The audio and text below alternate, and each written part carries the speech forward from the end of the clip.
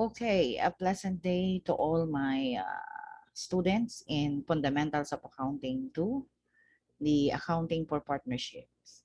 Today, we're going to discuss the dissolution, changes in ownership. So, before that, uh, let me give you the learning objectives first, okay? So first, you must be able to define the dissolution.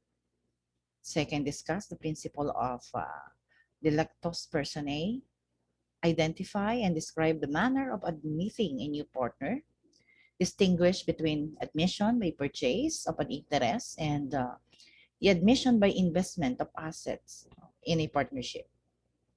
Next, you must be able to journalize the admission of a new partner uh, by purchase of interest under different cases, and journalize the admission of a new partner by investment under various cases. Also, you must be able to differentiate the total contributed capital from the total agreed capital. So account for the withdrawal of partners, account for the death of partner, and show the how the incorporation of partnership is being accounted. Okay, so these are the learning objectives for our topic, dissolution or the change in the ownership. Okay, so as far as the definition is concerned, what is the dissolution? Okay, dissolution is the change in the relation of the partners caused by any partner ceasing to be associated in the carrying on as a distinguished from the winding up of the business of the partnership. So this is from the Civil Code of the Philippines, Article 1828. So on dissolution, the partnership is not terminated but continues until winding up of a partnership affair is completed.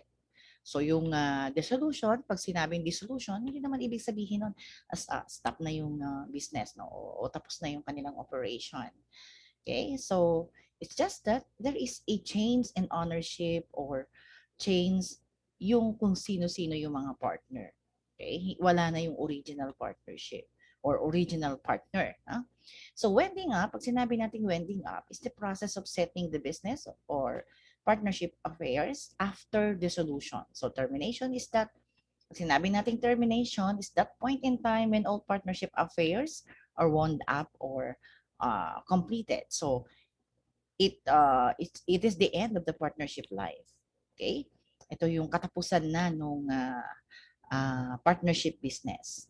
Kasi winding up. So ibig sabihin when umabot na tayo doon sa liquidation, the whatever as the assets or non-cash assets being contributed by the partner pagdating sa liquidation, ito na yon, ibinabalik na natin ito sa kanila.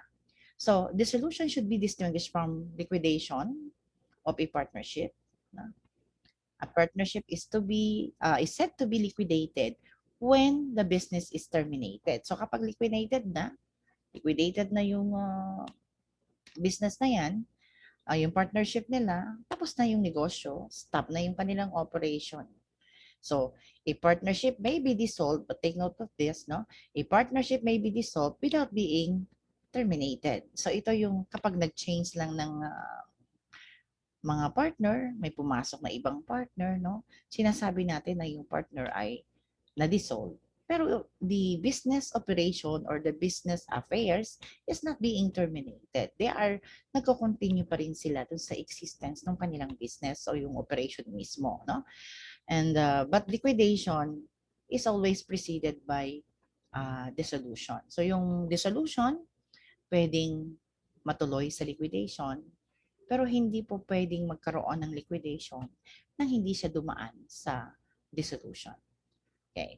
So, what are the causes? What are the different causes of dissolution? Bakit ba nadi-dissolve ang partnership? Una, admission of a partner. Yung pagpasok ng partner, no? Pangalawa, withdrawal or retirement of a partner.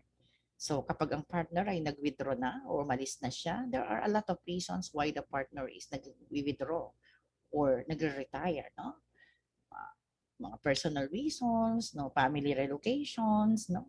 Those are the possible reasons, no, na madalas na nakikita natin sa mga problems sa accounting. So, another is the death of a partner. Of course, pag namatay na yung partner, what are you going to do? Wala nga naman pabangunin pa natin yung patay. Of course, no. Of course not, no? So, sasabihin niyo sa akin, ma'am, kahit naman po namatay yun, meron naman po tagapagmana yun eh. Oo. Okay, meron siyang tagapagmana, no? So, yung kanyang equity and interest sa partnership can be uh, transfer, pwedeng manahin, no? Pwedeng makuha ng tagapagmana ka. Pero sabi nga natin, kapag may papasok na bagong partner, dapat mayroong consent kasi nakabase siya sa mutual consent, di ba? Ng mga partner.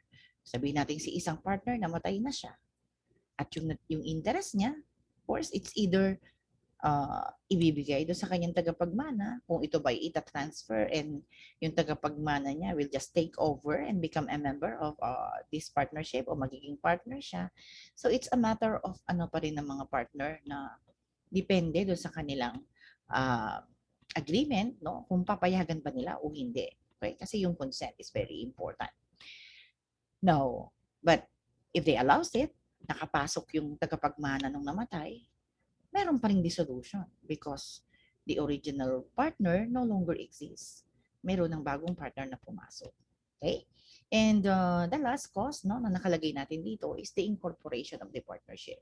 Because as you can see, no, one of the advantage of the partnership business, if you're going to compare it with the single proprietorship, it's yung kanyang oportunidad na magkaroon ng mas malaking capital, no, as compared with the single proprietorship na yung resources niya is fully dependent on the single owner. But when you enter into a partnership, at least meron kang yung business ay nagkakaroon ng other opportunity. Okay? Because mayroong ibang partner na maaaring makapag-provide ng necessary resources para doon sa business. Okay? Diba? Minsan sinasabi nga natin na two heads are better than one. Okay? So yun yung reason. There are some reasons why they enter into partnership. It's not just the financial considerations as additional capital, but sharing of talent, sharing of expertise, sharing of knowledge. So yun yung mga factor no na kino-consider natin when we are entering into a partnership. Especially kung tayo na yung may existing business and there is somebody who want to join in our partnership business. So isa yun sa mga consideration na tinitingnan natin, bakit natin sila tatanggapin or bakit natin sila papapasukin sa ating business, no? So, incorporation of the partnership, ito yung mga ginagawa ng mga partnership na kailangan nila kasi ng mas malaking capital. So, mas malaki ang chance or yung chance kung mag-incorporate ka to raise a large amount of capital for a future expansion. Kasi kahit sabihin natin na your business is very profitable, no? But you are located in a certain place lang, no?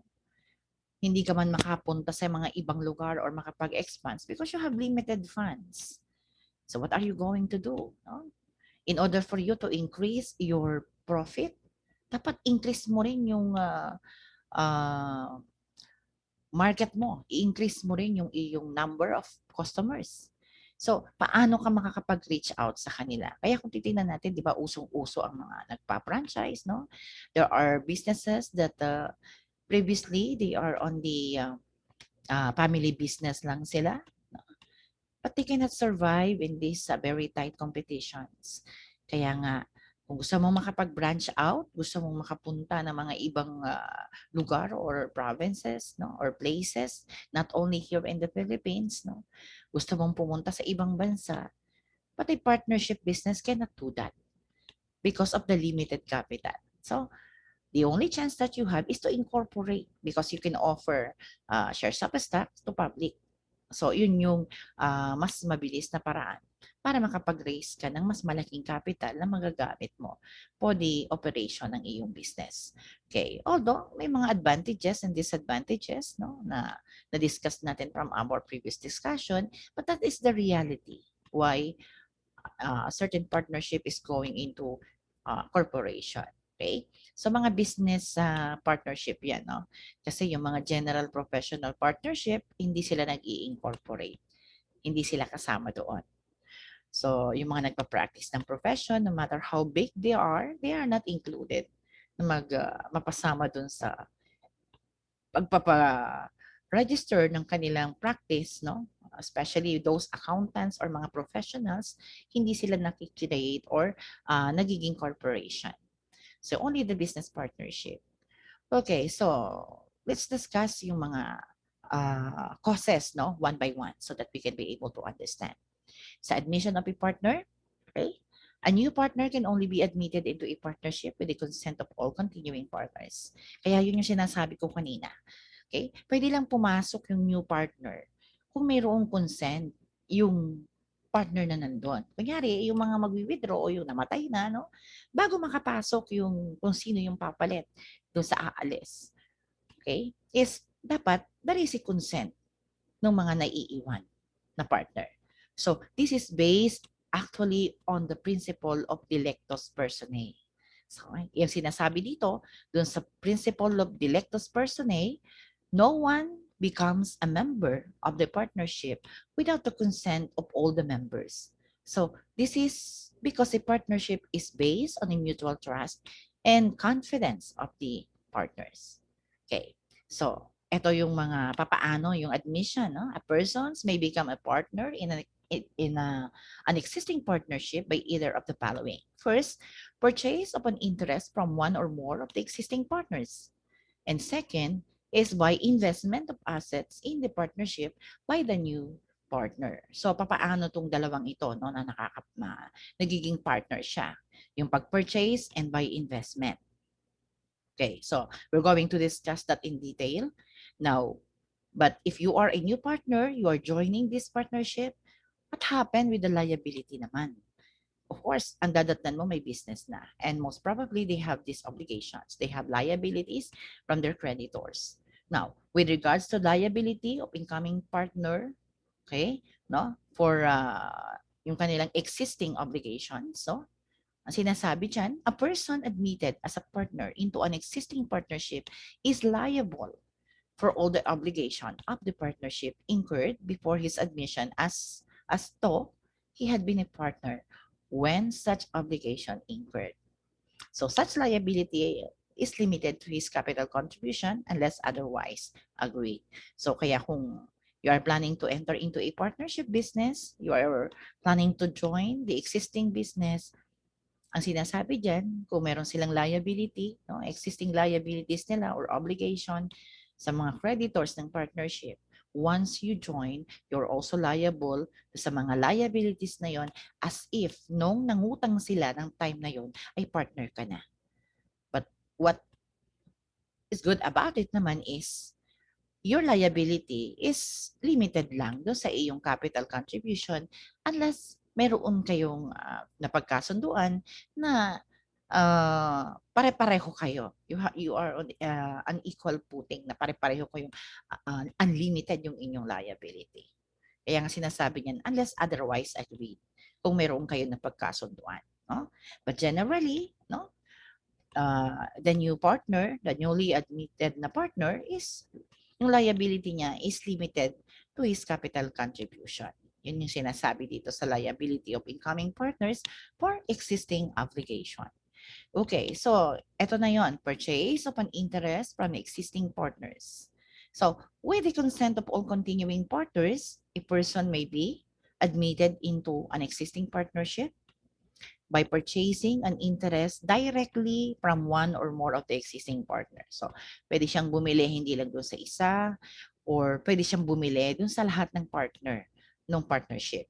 So, payment is made personally to the partner from whom the interest is obtained, resulting to a mere transfer among capital accounts. So, this is a personal transaction between the selling partner and the buying partner.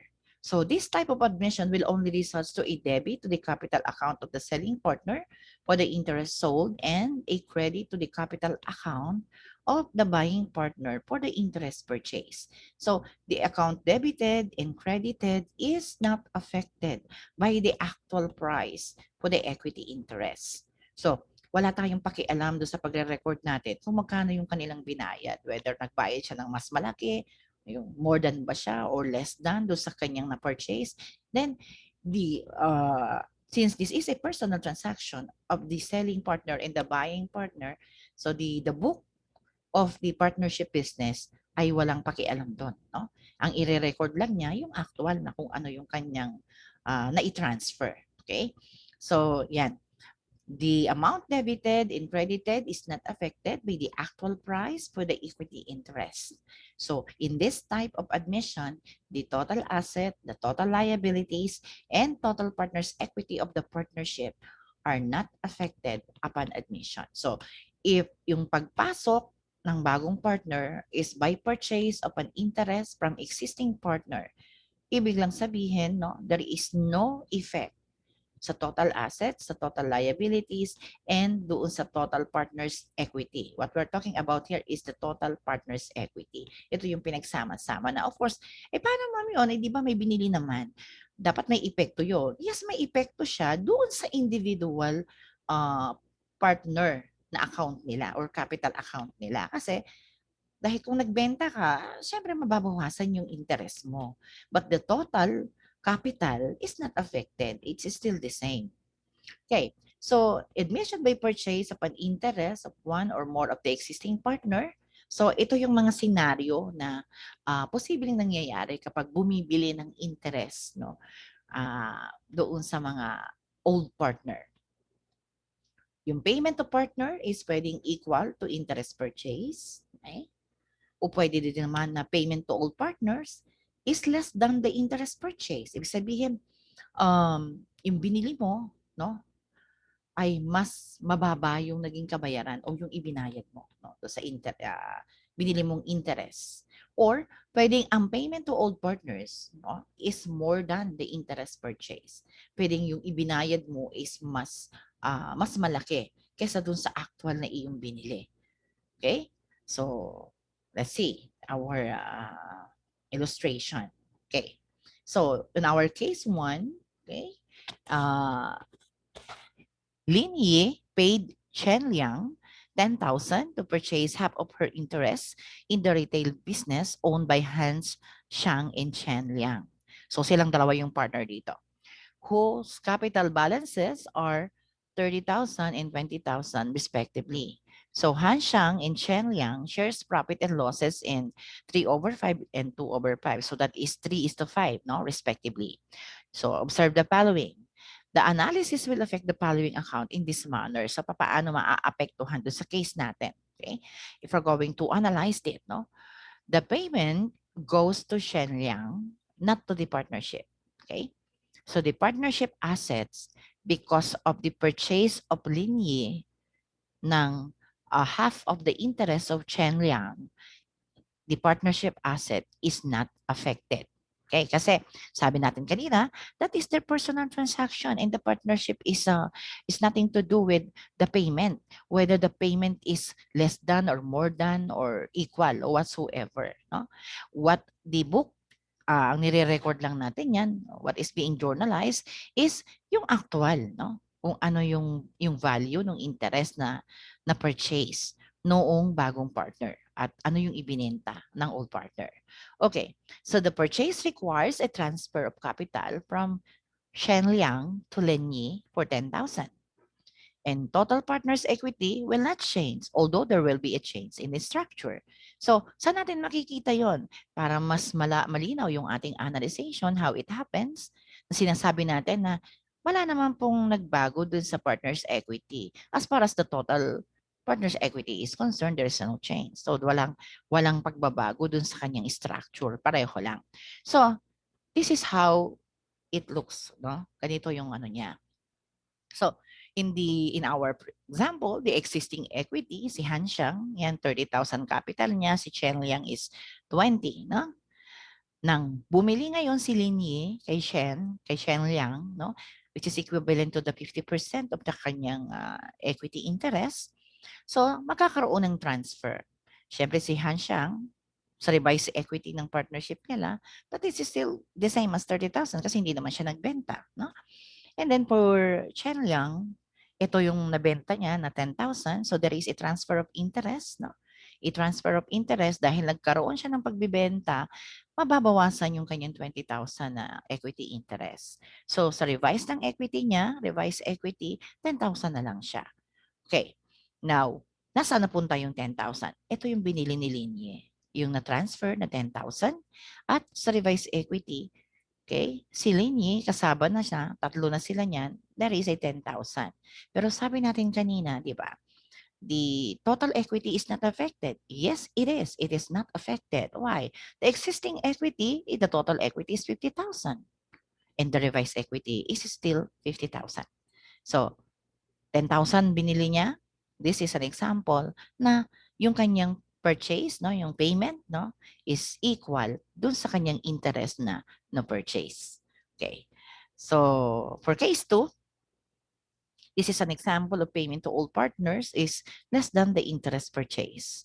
So, assume that partners Han Xiang and Chen Liang receive an offer to Yan Chen to purchase one port. So, one port is equivalent to 25%. No? Of each partner's interest. So, dalawa sila niyan. Yung old partner na yan, parehong bibilihan ni Yan Chen. No? Han Xiang and Shen Liang have a capital balance of 500,000 each in the partnership. And Yan Chen paid 100,000 for a one port of each partner's capital. So, meaning, nagbayad siya ng 100,000 to pay po the 25% of their equity interest in the partnership nung partner, no, ng old partner. So this is the computation, no? Si Han Xiang, so this 500,000, both of their capital is 500,000. Binenta nila yung kanilang 25% or 1/4, and that is equivalent to 125,000 each. Okay. So to entries to record the admission by purchase, syempre dahil nagbenta sila, madidebit ang kanilang capital, mababawasan sila ng 25%. So and that is equivalent to 125,000. Kaya dinebit natin yung kanilang capital for 125,000 respectively, and credit Yan Chen capital for 250,000, and that is equivalent to 25% ng total equity, no, na binili niya. Now, sabi natin kanina, the payment to all partners is less than the interest purchase. Okay, this is an example. Why? Yan Chen paid only 100,000 for a one-port interest. Eh, yung one-port na binila is 125,000, and yet Yan Chen only pays 100,000 for Han Xiang and Chen Liang. Okay? And the total credit sa kanyang capital is 250,000. But if you're going to add how much is the total amount of money na binayad niya, no, kay Han Xiang and Chen Liang, given na tig 100,000 lang ang binayad niya, that is only 200,000. Pero kung titingnan natin sa entry, affected ba ang partnership? Hindi. Because the transaction is personal and that is between the old partner and the new partner only. So, whether yung pagbabayad niya, again, is equal or less than or more than the interest purchase, the partnership assets, the liabilities, the total equity is not affected. So, yun yung kapag purchase yung ating pinag-uusapan, no? So, for case, ito yung scenario para mas makita natin, no? Ma-appreciate natin. Okay? So, of course, hindi lalabas dito yung kanyang binayad na tig 100,000. Ang lalabas pa rin dito yung total interest na kanyang binili. Kaya kung titingnan ninyo, yung capital before the purchase, you have 500,000 for a total of 1 million. There is a transfer. Okay? 125 yung binili. So the capital after the purchase, 375,000 na lang si Han Xiang and Chen Liang. While si Yan Jin, okay, yung 25% ay nasa kanya. And that is the 250,000 equivalent. That is the 1/4 interest of the total capital of 1 million is 250,000. So that's how it is reflected, no? Paano natin ipinapakita yung case number 2. Now for case number 3, Okay, this is just an explanation now, no? But I want you to, ito yung mga kailangan yung tandaan. I already explained this, no? The new partner was credited for 250. As you can see with the entry, yung interest niya in the new partnership. So the equity is transferred to Yanjin at its book value from the old partners of 250. Ito yung 125,000 and 125,000 na for Hanxiang and Chen Liang.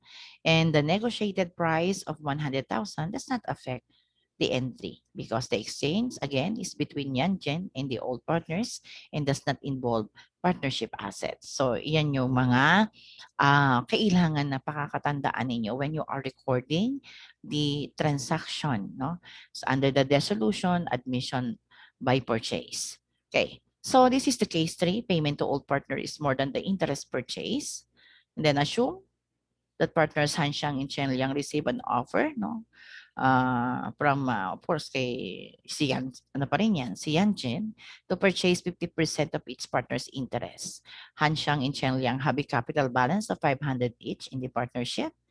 And Yanjin paid 300,000 for 50,000, 50% rather, of each partner's interest purchase. So 50% ngayon yung binili niya.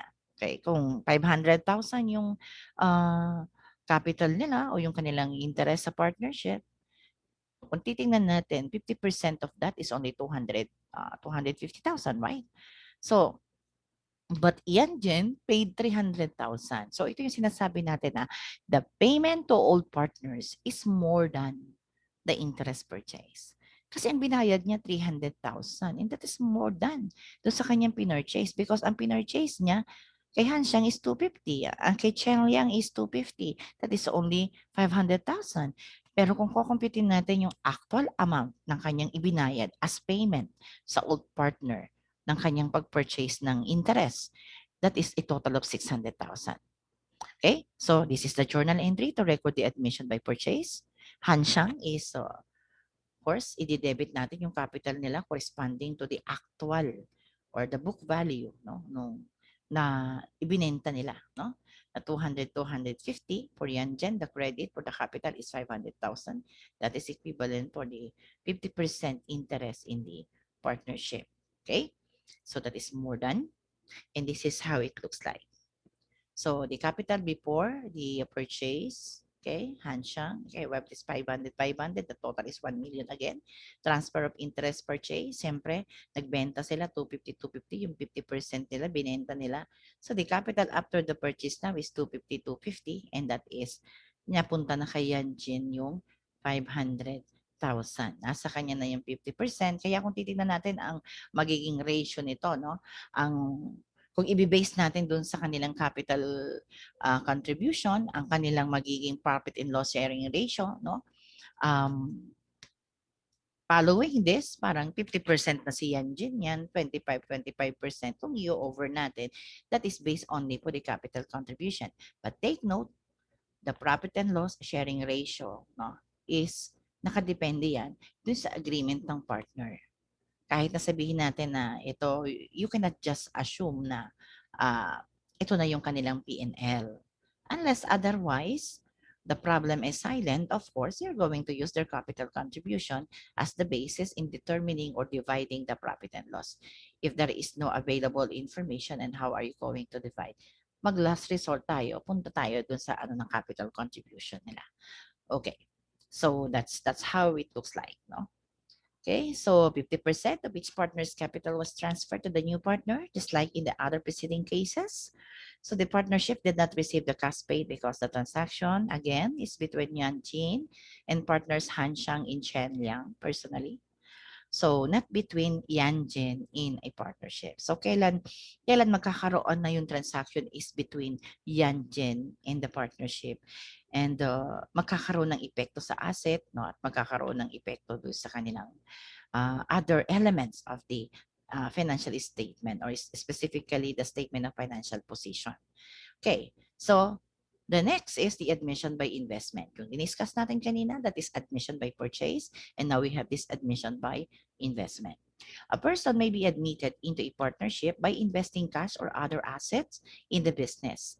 So the assets are invested into the partnership and not given to the individual partner. So this time, this is different kasi yung ininvest ng partner dito na pumasok, binibigay doon sa partnership. Nandoon yan. So pag ini-record yan, magre-record niya kung cash ang ibinigay, i-record mo siyang cash. Hindi matatanggap ito personally noong mismong partner kasi hindi naman sila nagbenta. Okay, the investment will increase the total asset and the total partner's equity. So, but before I presented to you the different examples or illustrative problem for admission by investment. Okay, so intindihin muna natin itong mga definitions of terms na kailangan natin as we continue to solve problem in dissolution. So, the total contributed capital, ano ba yung total contributed capital? It is the sum of capital balances of the old partners and the actual investment of the new partner. And while the total agreed capital, ito yung TAC, TCC, no, na nakikita ninyo if you have other references. No? So, it is the total capital of the partnership after considering the capital credits given to each of the partners under the bonus method. So kung under the bonus method, total agreed capital is equal to the total contributed capital. Though the capital credit to each partner may be equal to or greater than or less than his capital contribution. So kapag bonus ang pinag-uusapan, basta tatandaan nyo, no, ang TCC at ang TAC, okay, o ang total contributed capital and total agreed capital is equal. Bonus yung involved. Sinasabi dito, no? Equal sila. Ang total agreed capital is equal to the total contributed capital. Though, yung credit sa capital ng mga partner individually may pwedeng less than, pwedeng more than. At depende yon kung kanino yung bonus, no? Kasi bonus ang pinag-uusapan na natin dito.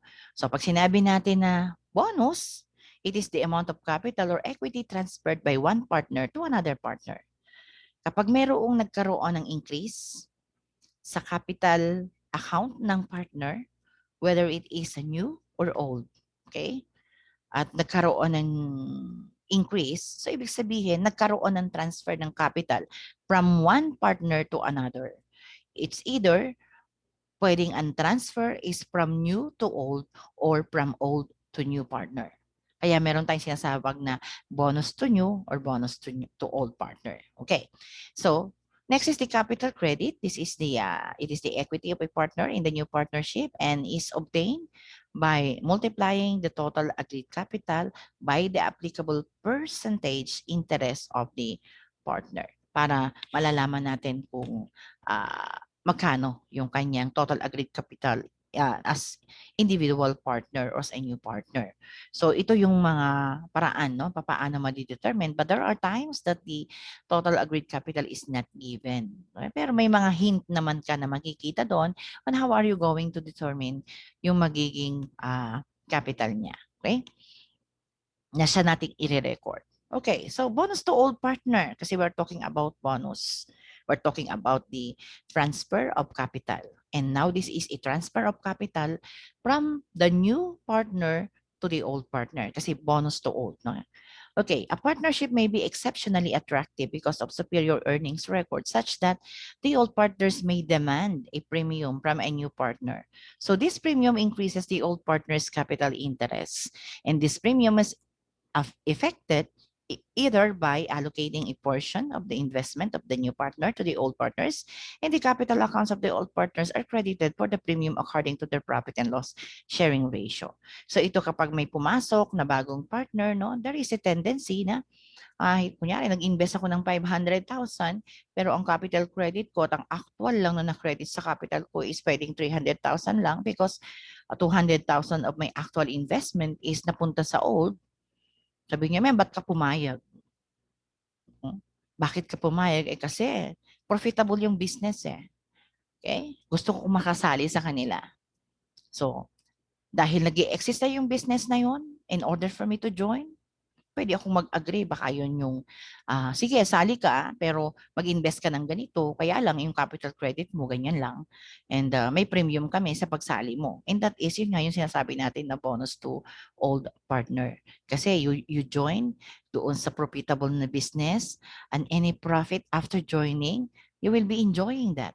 makikisama ka, magiging part ka nung profitable business na yon. Okay? So, may mga ganoon na mga instances, kaya meron tayong ganyan na klase ng cases, no? Or example. So, this is the illustrative problem. Kongrong and Sululu are partners with capital balances of 500,000 and 200,000 respectively. So they agreed share profits in the ratio of 3:1. So the partners agreed to admit Wenray as a member of the firm. So the information below will be the basis for the following cases. Okay, so ito yun, case 1, we have case 1, case 2, no? When Ray invested 300,000 for one-fourth interest, okay, one-fourth interest is that is a 25%, okay? The total agreed capital is 1 million. So ito given ang total agreed capital. Case 2, when Ray invested 300,000, so when Ray nag-invest siya 300,000 for a 20% interest in the partnership. So in here, the total agreed capital is not explicitly stated. Okay. So let's see. This is the solution. The total agreed capital as stated at sinabi doon, no? Kung stated siya is 1 million, sabi, di ba? That is the total agreed capital. Okay, kung wrong, 500,000 capital, ang contributed capital nila, and then we have this 200,000. The total capital before the investment, no? The admission of Winray by investment is 700,000. Nang pumasok siya, nag-invest siya ng 300,000, so the total capital na nila noon, total contributed is 1 million, which is, hindi naman ang sinabi. The total agreed capital is 1 million. Okay. So, but ang binili niya is only 25%. That is 1/4. If 1 million is the total agreed capital, or that is the total contributed capital, 25% of that is only 250,000. And yet, Winray invested 300,000. Going back with our example, no? Saan yung ating example niyan? This one, no? Sa illustration, 300,000 ang kanyang ininvest for case number 1. The total agreed capital is 1 million. And 1/4 interest of the 1 million, yun ang sinasabi natin na 250,000. Okay, so ibig sabihin yun ng kanyang capital credit, 250,000. Saan napunta ngayon yung 50,000 niyang ininvest na sobra? Okay? Kaya, siyempre, this is an example of a bonus to old. Tama. So, ganito yung bonus to old. Yung sobra na 50,000, no? Okay, is distributed dun sa old partner based on their profit and loss sharing ratio. Kasi di ba kanina, 3/4 and 3:1 kasi yan. No? So, 3:1. So, yung 3/4 nung 50,000, yun yung 37,500 na punta kay Kongrong. While yung 12,500 this is equivalent to 1/4 of the 50,000. Since this is bonus to old, the tendency is mag-increase yung kanilang capital dati, no? Kasi the total agreed capital now is magiging ganito kasi nga nagkaroon siya ng bonus. And yun, the total is still the same. Bonus ito, no? Where the contributed capital is equal to the total agreed capital. But there is a transfer of capital from one partner to the other. And this is an example of a bonus to old partner. Kasi sila yung sa kanila napunta, yung sobra sa kanyang investment na 50,000. Okay, so next, this is the journal entries to record the admission by investment. Okay? So, dahil sabi natin kanina, pag investment niyan, affected ang asset. You debit the cash for 300,000. And you credit Winray capital for 250,000 because that is the actual, that is the equivalent 1/4 or 25% of the total agreed capital of 1 million. And since there is a bonus to old, no? Magi-increase yung kanilang capital, maki-credit sa capital ng old partner dahil bonus to old nga yan, corresponding dun sa kung based on the profit and loss sharing ratio, kung magkano sila, kung magkano sila from that 50,000 bonus. So this is the journal entries. Iyan yung mga dapat na matututunan ninyo at dapat alam yung gagawin Okay? Kapag kung papaano siya i-journalize. Okay? So, case number 2, the total agreed capital is not explicitly stated. Okay? So ito yung same example. It's just that the capital niya, no, is only 20%, and just invested 300,000 again, but only for 20% of 1 million. So that is only 200,000. Okay. So another, ito yon na sa kanya pa rin, no? Okay? Transfer pa rin yung bonus to the old partner. So that is just a another example of the bonus to old. Okay, so remember, okay, there is a transfer of capital. Okay, it so happened that our case 1 and case 2 is an example or illustrative problem for bonus to old partner. Okay, when the other one is sinabi kung magkano yung agreed capital, and then ito naman ay hindi niya sinabi. But you can also be able to compute for that, no? Okay. So, next, this is the journal entry to record the admission by investment. The same lang siya, kapareho lang, no? Kasi affected yung asset, so therefore dahil nag-invest, dahil meron siyang debit ng cash dahil cash yung kanyang investment. Pwede rin ang investment is not in the form of cash but by other non-cash asset. Pwedeng mag-invest siya ng property, no? Pwedeng kasi kung sabi, paano po kung industry po yung invest niya po? Wala namang record yun. It's just a memorandum, no? Kapag ka-industry yung kanyang invest while joining the partnership. Pero siyempre naman, most probably, no, ang nire-record ano lang naman natin diyan is yung mga cash and yung mga property na na meron tayong monetary value na pwede nating mai-assign. So this is the journal entry to record the admission by investment. Okay, so this is a bonus to new partner. A new partner may be admitted into the partnership because of his vast financial resources, extensive business network, distinctive reputation, unique management and/or technical skills. So the old partners may be willing to give a premium for all of this exceptional qualifications by allowing a capital credit greater than the prospective partner's investment just to ensure association with the partnership. So this premium will be treated as a bonus from the equities of the old partners and credited to the new partner. So ito naman yung kabaligtaran na yung partner na new na papasok na kaya siya ay gustong-gustong papasukin because maaring malawak ang kanyang kaalaman, no? Yung expertise niya. And then marami siyang kakilala na makakatulong doon sa kanilang business and yung kanyang financial resources, no?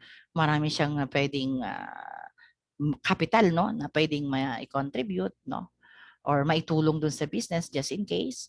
And yung talent also, the technical know-how, no, is also another reasons why na pumapasok yung new partner kahit mas mababa yung kanyang investment, mas mababa yung binigay niyang kapital, pero mataas ang capital credit niya. Okay. Para lang malure, para maaya siya or mapapayag siya to join. Usually, di ba, gano'n naman talaga. Ino-offeran natin sila ng malaki, no? Malaking kunyari is benefits, no, na makukuha, malaki rin yung kanilang share sa profit despite the fact na mas mababa ang kanyang capital na na-contribute. Okay? Kasi meron tayong intangible, no? Meron siyang intangible assets that's being contributed to the business. Yung kagaya ng anong sinasabi natin, yung kanyang technical know-how, yung kanyang expertise, yung kanyang linkages, yung kanyang mga kakilala, no? Na nang dahil sa kanya, malaki yung tsansa, no? Mas malaki yung tsansa na yung kanilang business is mag-prosper pa. So yon, those are the reasons why, no, the old partners allows this new partner to receive bonus, and so yung bonus na to, dahil bonus to new partner, nagkakaroon ng transfer ng capital from the old partner to the new partner. Okay, so this is the illustrative problem. Kongrong and Sululu are partners with capital balances of 500 and 200 respectively. We just use the same data, no, just for the simple presentation and illustration. The share profits and the ratio of 3:1. The partners agreed to admit Winray as a member of the firm. And the information below will be the basis for the following cases. Okay, case 1, Winray invested 100,000 for a 1/4 interest. The total agreed capital is 800,000. Another case is when Ray invested 300,000 for a 40% interest in the partnership. Okay, so the total agreed capital is not explicitly stated. Now, this is the case 1. Nag-invest siya ng 100,000 for a 1/4 interest. The total agreed capital is 800. If you're going to compute the 1/4 interest of the 800,000, how much is that? So that is equivalent to 200,000. Although 100,000 ang kanyang binigay, no, the total contributed capital is 800,000 pa rin, but the 1/4 or the 25% of the 800,000 is 200,000, and yet when Ray contributed only 100. Saan nanggaling yung 100 niya? Ito ay nanggaling doon sa capital ng old partner. So kaya meron silang transfer, no? Ng transfer ng capital from the old partner Kung Ron and Sululu to Wenray, no? So it is this. Dinivide natin yung 100,000 based on the 3:1 ratio. So since nag-transfer si old, natural, ang kanyang capital ay mababawasan. No? Yung capital nilang dalawa will be reduced equivalent to the bonus that is being transferred to the new partner. Okay, so this is the total agreed capital now. For Kongrong is 425. For Sululu is 175,000. And for Wenray, 200,000. And that is equivalent for the 1/4 interest or the 25% interest in the total capital of the partnership. Okay. So the journal entries to record the admission by investment. This is the bonus to new partner. Debit the cash for 100,000. This is the actual cash invested by Winray. And debit Kongrong and Sululu capital corresponding to the bonus na yung tinransfer nila doon sa new partner na si Winray.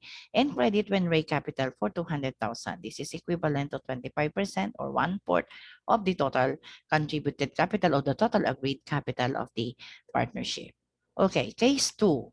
Winray invested 300,000 for a 1/4 interest in the partnership. So we have this one is 40% interest in the partnership. Okay, so as you can see, no? Kasi bonus ang pinag-uusapan natin dito.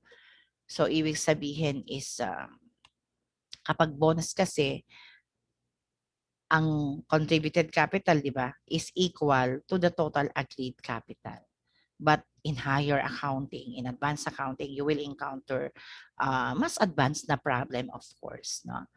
Mag-a-identify ka na doon kung pag sinabi naman kasing bonus, ang number 1 na ano lang natin kasi dyan is ito eh. Dapat equal yung TCC and TAC. Okay? So, this is how it looks like. Okay? Halos pareho lang, di ba? But the total agreed capital, the capital of Winray is 40%, and that is equivalent to 400,000. So, okay? So, that's how the admission by investment is. It's very simple. Madali lang siyang intindihin. Okay. So the journal entries to record the admission by investment. This is bonus to new partner, debit cash, no, 300,000. Then we have this debit sa capital ni old partner because of the transfer of their capital dahil sa bonus, and credit Winray capital corresponding to the amount of the agreed capital credit niya. So that's it. Okay. So another cost, no? Tapos na tayo dun sa by admission. Ito na ngayon yung withdrawal or retirement of a partner. Okay, so pag nag-withdraw o nag-retire, di ba? Sabi nga natin kanina, no? A partner may be withdraw or retire from a partnership for various reasons. Okay? Disputes with other partners kasi baka nag-away-away na sila, no? Baka hindi na sila magkaintindihan. That is also another reasons why this partner is really wanted to withdraw or to, sabi natin, umalis na siya dun sa kanyang partnership, baka hindi na sila nagkakaintindihan. Old age, okay, pag matanda na, we cannot do something about it. When the old partner really wanted to retire, we cannot force them to still stay in the operation. Gusto na niya mahinga, gusto niya na wala ng stress. And then, wala tayong magagawa nun. Even kahit nasabihin na natin na, ay, wag ka munang umalis. Yan, ganun, no? But that is a really, we cannot control. And pursuit for better opportunities are among the possible explanations. Yung sabi ko nga sa inyo, yung may mga relocations, baka meron mag-abroad, baka may aalis, no? They're looking for a greener pasture, no? So, yun yung mga possible, no? Nakadahilanan why the partners nagwi-withdraw, why the partners ay nagre-retire or umaalis na sila sa partnership. So the withdrawal of a partner dissolves the old partnership. So this type of dissolution may be accomplished by either of the following ways. Una, by selling his equity interest to one or more of the remaining partners. Pwedeng ibenta niya, no, yung kanyang share dun sa maiiwanang partner. Kunyari, A, B, and C partnership. Okay. Si A umayaw na kasi matanda na siya. Okay. So, anong gagawin niya doon sa kanyang contribution doon? Anong gagawin niya doon sa interest niya? Pwedeng, sa ating una na paraan, pwedeng ibenta niya yung interest niya kay B and C. No? Pwedeng bilihin nila. So, dalawa na lang sila. Si B and C na. B and C partnership na. Wala na si A. Or by selling his equity interest to an outsider. Pwede rin ibenta niya sa iba or sa tagalabas. Kung hindi man doon sa partner na kasama niya sa partnership. But again, no, consent is very important. There must be a consent from the old partner. And another is by selling his equity interest to the partnership. Yung mismong partnership ang bibili ng kanyang equity interest. Sabihin, babayaran na ng partnership, no? Yung kanyang capital na ikinontribute doon sa partnership. Okay, so the sale of interest to a partner or another sa outsider, no? When a partner's interest is sold to another partner or an outsider, the withdrawing partner is paid from the personal assets of the buyer. Okay, so the accounting for the sale is similar to admission by purchase, nakagaya ng ginawa natin kanina, no? Purchase of interest, and the total asset of the partnership are not affected by the considerations involved. So dito pumasok na yung diniscuss natin na admission by purchase. Okay, kung ibinenta nila sa old partner, nung retiring o nagwi-withdraw na partner, binenta niya sa outsider o sa old partner, the transaction ay personal sa kanila. At the book of the ay hindi naaapektuhan na yung asset niya, no, as far as the asset is concerned. Nagkakaroon ngayon ng transfer ng capital from the retiring or the withdrawing partner to the kung sino yung bumili at or kung sino yung whether it is old or an outsider. Okay? So yan lang po yung sinasabi. Ginawa na natin yung sample kanina. So the total asset of the partnership are not affected by the considerations involved. The required entry will only be a debit to a seller's capital account for his capital balance and a credit to the buyer's capital account for the same amount. So whether it is less than or more than or equal to doon sa kanyang interest na ibinenta ng nagwi-withdraw na partner, it doesn't matter because the book is not affected whether it is less than or more than ang naging bayaran nila. Kasi nga, sabi natin, it is between the partner yung nagbenta, no? At saka yung bumili. Okay, the sale of interest to the partnership. Kapag ang partner na nagwi-withdraw ay magbibenta ay sa partnership. Okay. So when a withdrawing partner sells his interest to the partnership, the partner is paid from the assets of the partnership. So he may receive an amount equal to or greater than or less than the balance of his capital account. So the effect of withdrawal is to reduce the assets in the owner's equity of the partnership. So ito, this is different from doon sa nauna nating binanggit na yung withdrawing partners is nagbenta or ibibenta niya sa old partner or an outsider. Kasi this time around, the retiring or the withdrawing partner is selling his or her interest to the partnership. So paano po yun, ma'am? Okay, so this is the illustrative problem para mas ma-appreciate natin, para mas maintindihan natin. No? Suppose that Jack Williams is retiring from the partnership of Smith, Seals, and Williams because of his relocation to the UK with his wife. So distance from the Philippines to UK will prevent him from participating in the day-to-day operation of their engineering and consulting business. Okay, so after the books had been adjusted for the annual profit but before evaluation, their capital balances are as follows. So ito yung kanilang capital. Jack Williams is 1 million. Si Mark Smith is 600,000. Dan Seals is 400,000. Yan ang capital nila. Okay, so of course, the other information regarding the assets, the cash is not provided because hindi na naman natin kailangan pang ilagay dito. Yung focus natin with the assumption that the assets is equal to liabilities plus their owner's equity, of course. So an independent appraisal revalued their engineering equipment to 400,000. So a decrease of 100,000. Ni-revalue, so ibig sabihin kung nagkaroon ng decrease ng 100,000, yung nakalista niya 500,000 yan. Pero ang concern natin doon, yung nabawas, di ba? Okay? And their land is 1,100,000 and there is an increase naman of 350,000. Okay, justifiable kasi ang nag-increase is land. Alam naman natin nag-appreciate ng value yan. Okay, so the profit and loss sharing ratio of the partner is 5:3:2. Okay, so that is 50%, 30%, and 20% in short. No? It's 5/10, 3/10, and 2/10. Kung paano natin kukuhanin yung percentage nila. Okay, so the entries to record the revaluation of assets or engineering equipment. Ito yung computations natin. Diba sabi kanina ay yung engineering equipment ay nabawasan. Okay, nag-decrease. Siyempre, kapag nabawasan ng asset, ano mangyayari sa capital? Magdi-decrease, di ba? At kapag nag-decrease ang asset, okay, magdi-decrease yung capital, nasa debit yung decrease niya. Kaya meron tayong entry dito. Naka-debit si Jack Williams capital for 50,000. That is equivalent to 50% of the 100,000. Kasi 5:10, 3:10, and 2/10, right? So, yan. 50, this is how we computed and how we distributed the 100,000 decrease in the engineering equipment. Okay, so Mark Smith, capital, nabawasan ng 30. Dan Sales, capital, nabawasan ng 20. This is how the journal entries is being done para doon sa engineering equipment. Now, the entries to record the revaluation of assets, yung land. Kasi sabi, there is an increase, di ba? Nag-increase ang land, of course, you're going to debit the land because there is a corresponding increase amounting to 350,000. An increase in assets, increase capital. So that is why their capital account is being credited corresponding to the amount na allocated to them, no?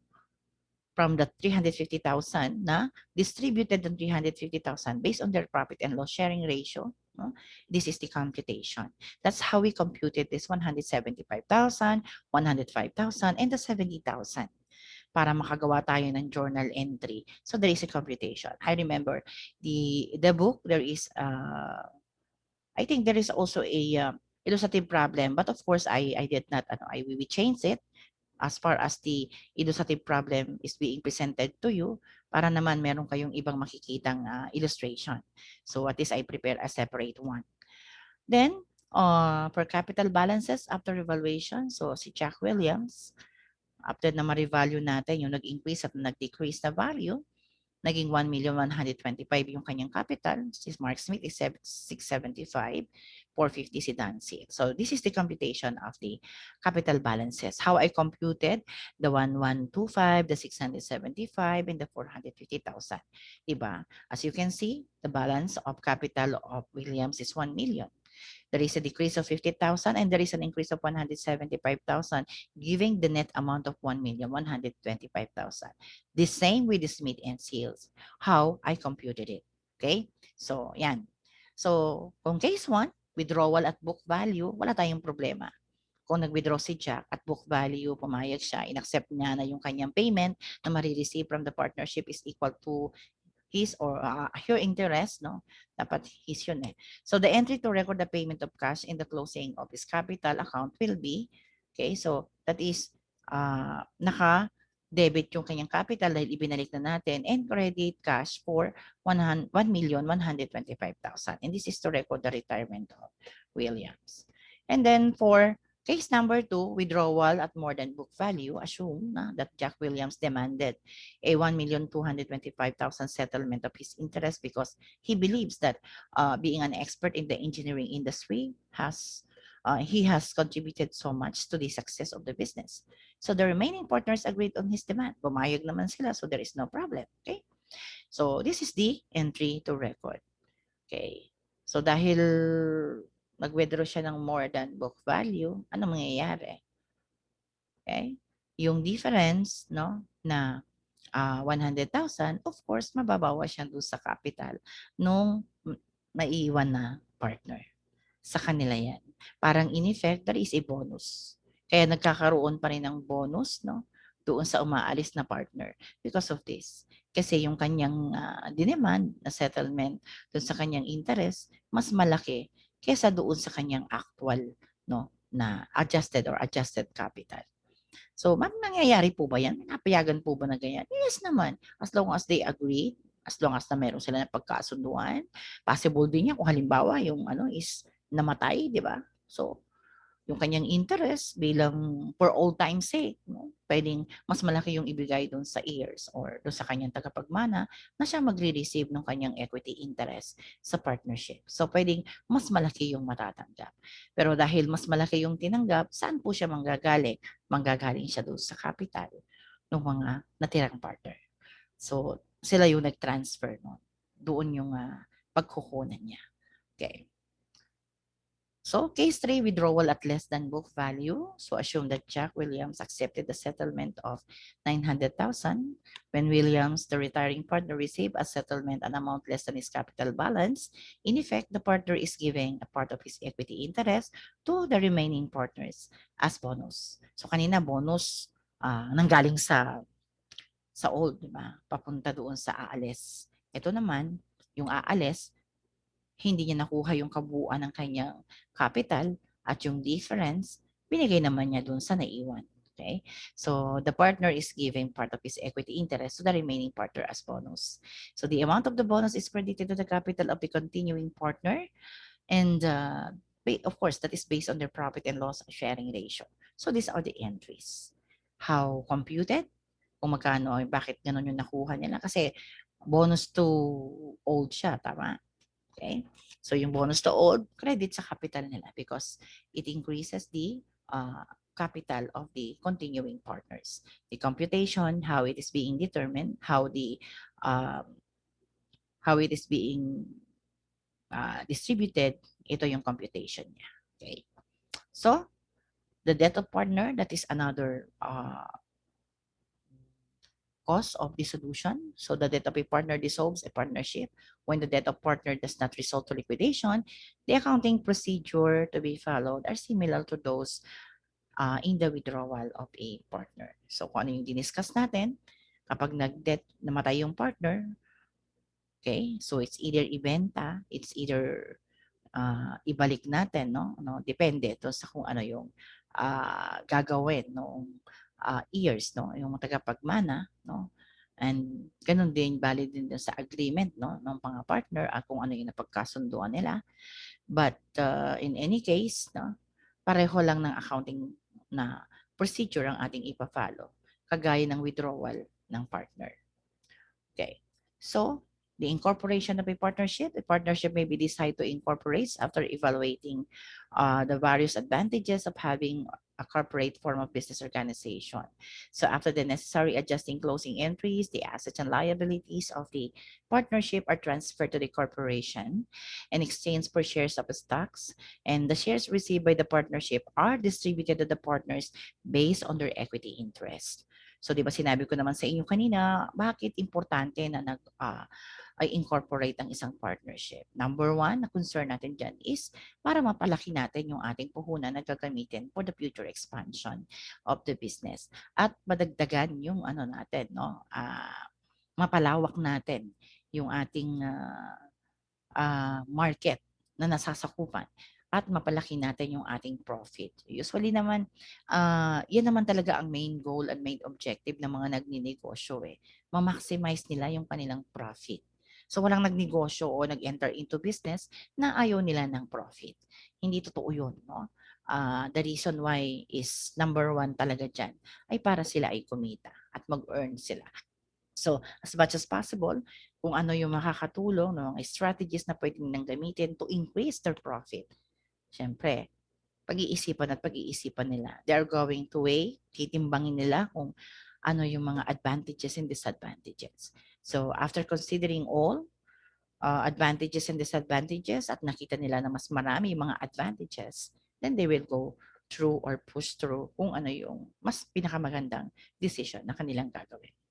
So, this is the illustration. Assume partners Jack Williams and James Bond, who shared equally in the profit and losses have the following information and their statement of financial position as of December 31, 2020.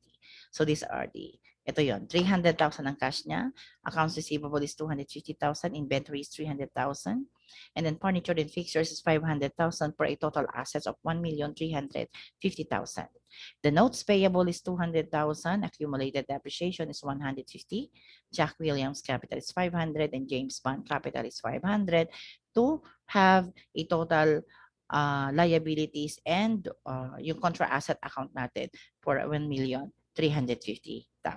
Okay, so the entries to incorporate the partnership, assume the partners agreed to incorporate their partnership with a new corporation, absorbing the net assets after the following adjustment. So we have this adjustment. We have to set up allowance for doubtful accounts of 20,000. So kung allowance of doubtful accounts, that is an increase in the contra asset. In the contra asset account is nakakapag-decrease ng capital yan. No? Yun ang kanyang epekto. Okay? So the fair market value of inventory is 350. So going back, the inventory is 300. So kung magiging 350, so there is an increase of 50,000. So alam natin, if there is an increase in asset, there is also increase in the capital. So kasi yun ang pinaka net effect niya. Yun ang kanyang pupuntahan. No? Very important na ina-analyze natin kung ano yung epekto ng mga adjustment na to. Ano ang epekto niya sa asset? Identify what is the effect nitong contra asset. For example, the 20,000. Kung allowance for doubtful accounts yan, anong epekto niya?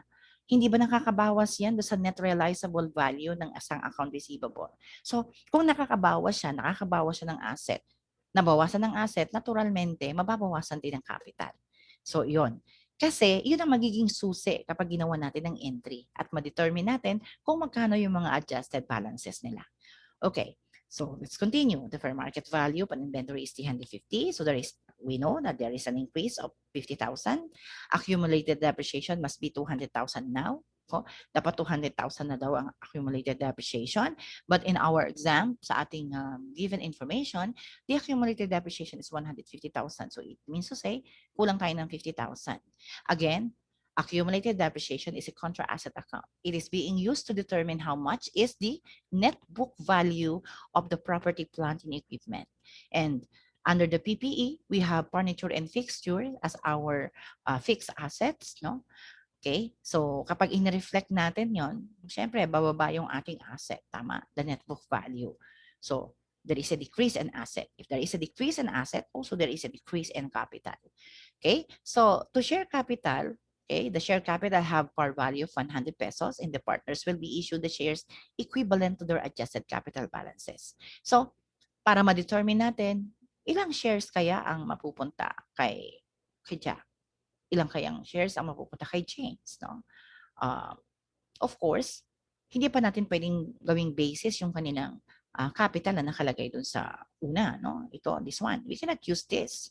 Okay, hindi pa natin pwedeng gamitin because of this itong mga adjustment na to na inilagay natin. So, we have to reflect this first in order for us to determine their adjusted capital balances. And once it is being determined, then that was the only time that we can be able to know how many shares kaya ang mapupunta sa bawat isa. Okay. Since 50% naman yung kanilang P&L, of course, after reflecting all the adjustment, pareho lang din ang lalabas naman. Okay? But it's not always 50% ang kanilang P&L. Take note that you will encounter different problems, no? Na hindi magkapapareho yung kanilang P&L or profit and loss sharing ratio.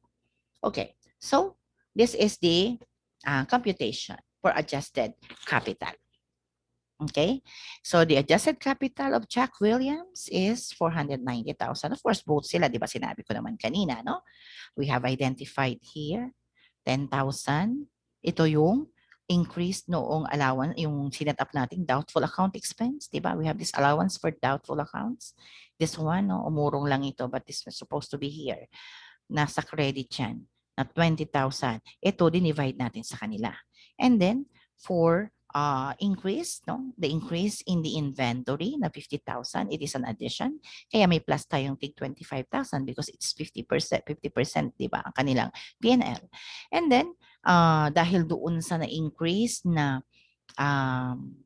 meron tayong kaninang nakaano na depreciation, no? The depreciation will be magiging 200,000. So take note, the furniture and fixtures here is recorded at net book value na lang na 300,000. Originally, this is 500,000.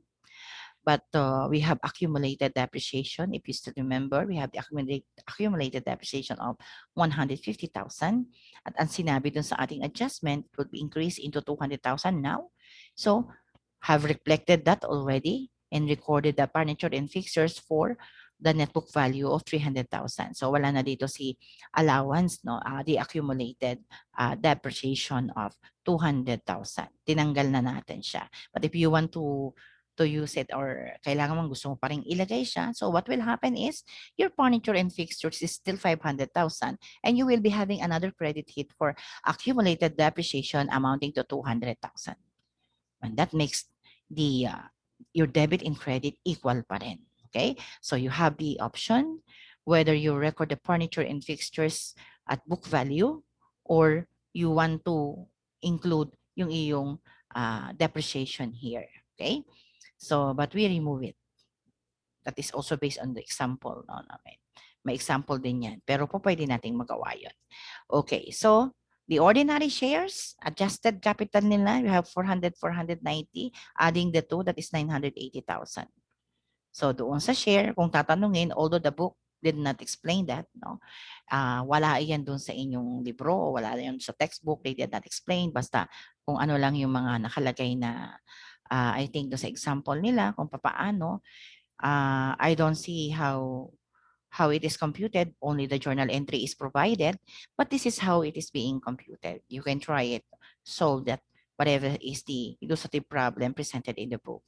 So yan, kung 490,000 ang adjusted capital ni Jack at ganun din si James, na given the fact na ang fair value of the shares of stock or the ordinary share is 100 pesos per share, no? Per ordinary shares. So ibig sabihin, mayroon silang 4,900 shares each, no? Na hawak-hawak. At iyon yung kapalit ng kapag nag-incorporate siya. Sabi niyo siguro, mama, paano po yung iba? Nasaan na po yung iba mag-i-invest? Of course, corporation yon. Mag-i-issue na sila ngayon ng shares of stock at makakaroon na sila ng mga investment. But take note, under the stockholders equity section, the name of the stockholders is not being reflected.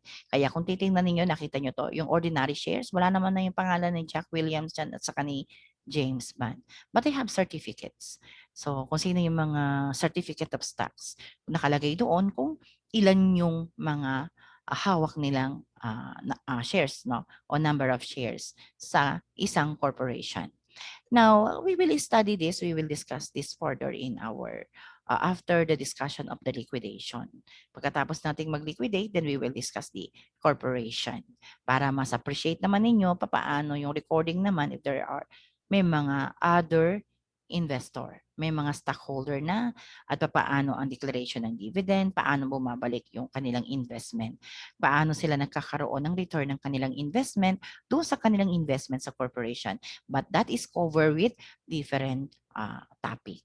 Okay, so it is just presented here how the partnership is being incorporated. No? Paano yung incorporation niya. Okay, so that is the last ano na pala, the incorporation. So these are your assignments. No? Solve the following problems.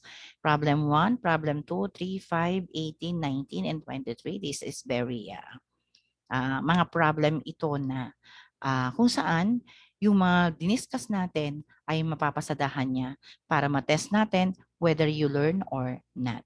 And the solution for this problem for your assignment will be presented on our next lesson or our next discussion so that you can be able to determine whether your answer in this assignment or the assignment sa inyo is correct. Kung tama yung inyong understanding, tama yung pagkakaintindihan natin, how I discuss the lessons to you, and how you study your book, then the solution for problem 1, 2, 3, 5, 18, 19, 23 will be presented on our next class. Maybe I will also be recording